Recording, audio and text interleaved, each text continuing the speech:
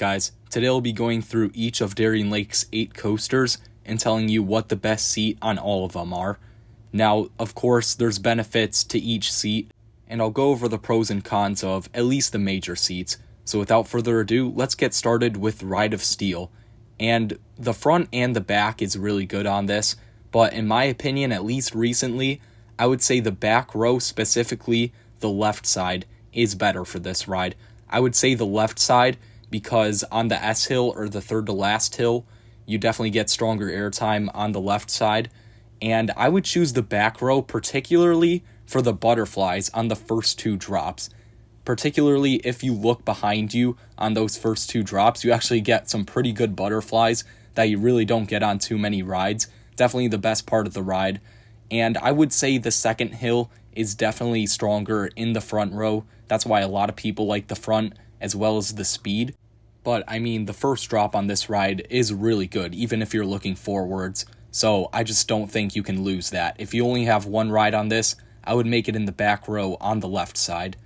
Now, going over to Predator, my personal favorite in the park, I would say go row 2 on the right side. This is another one where the front and the back car are both really good, but I would personally still choose the front, and specifically row 2. A lot of these wood coasters with the PTC trains are better in row 2 in my opinion, not only because they have a bit more of a wooden coaster bite to them, but because I think the airtime's slightly stronger in row 2. You get pushed up into a lot of these hills really hard in row 2, and I would say specifically the right side is better because of that former death turn that's now got Titan track. It's got really good laterals specifically on that right side. You still get great lats on the left side, but not quite as strong as the right, I feel like. And the back has its benefits too. You still get some ejector. The first drop's obviously a lot better in the back, but I think overall the front's the better package. Now let's move on to Boomerang, and this one is definitely a back row ride. That vertical loop going backwards in the back row, head back, is very intense. I gray out there most times.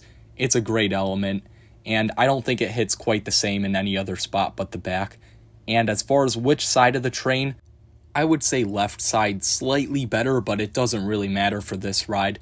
It basically feels the same no matter what side you're on. You get a little more lift on the last element, being that second half of the Cobra roll going into the brakes backwards, but it doesn't really matter that much. Let's move on to Moto Coaster, and this one's very interesting. This ride's definitely grown on me this past year. I used to not think it was that forceful, but I've realized this year you can actually get some pretty good airtime on this thing, and I would say there's 2 moments in particular that are really good. And unfortunately, you can only get one of them depending on where you sit, because one of them's going into the last turn, popping up into it, and the other is the drop right before that. And of course, the pop's better in the front and the drop's better in the back. So which one's stronger? I think it's the front row element popping into that last turn. Specifically on the left side, definitely ride that on the left side, no matter what row you're in, but especially if you're in the front for that last pop, it's really strong there. I would still say it's floater airtime, but it's definitely the strongest moment of the ride there.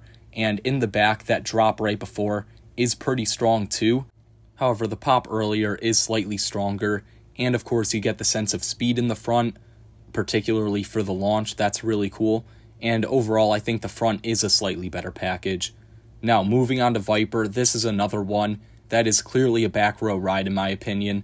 You need that first drop. The drop is one of the best in the park. It's good flow ejector, and I would say specifically sit on the right side, but much like Boomerang, it doesn't really matter for this. The only element where it really matters is the bat wing, and I would say it is slightly stronger on that right side for the laterals, but again, it doesn't matter too much for this. Just remember, go in the back row or as far back as you can get. Up next is Hoot and Holler, and of course I haven't ridden this in many years, but I can only assume that the back row on the right side would be the best for this, but I mean, it's Hoot and Holler, it doesn't matter that much. Adults can't get the credit anyway, so let's move on to Mind Eraser. And this one is definitely the most interesting of the bunch because it got new trains. Everyone's looking at it right now. And I would personally say the front row on the left side is definitely the best seat on this ride. The left side in particular For the double heartline roll, that element definitely delivers some pretty strong laterals on the left side. It's strong on the right too, but definitely nowhere near as strong as the left. You definitely get pinned to the side there a good deal.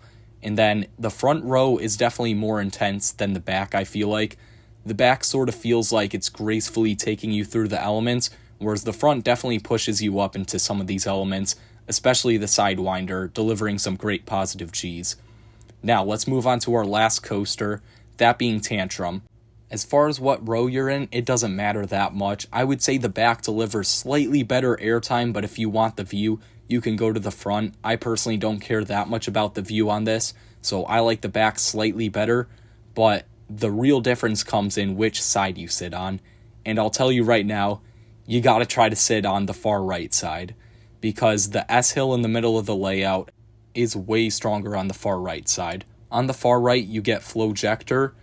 In the middle right, you get just Weak Floater. And on the far left and the middle left, you unfortunately don't come out of your seat.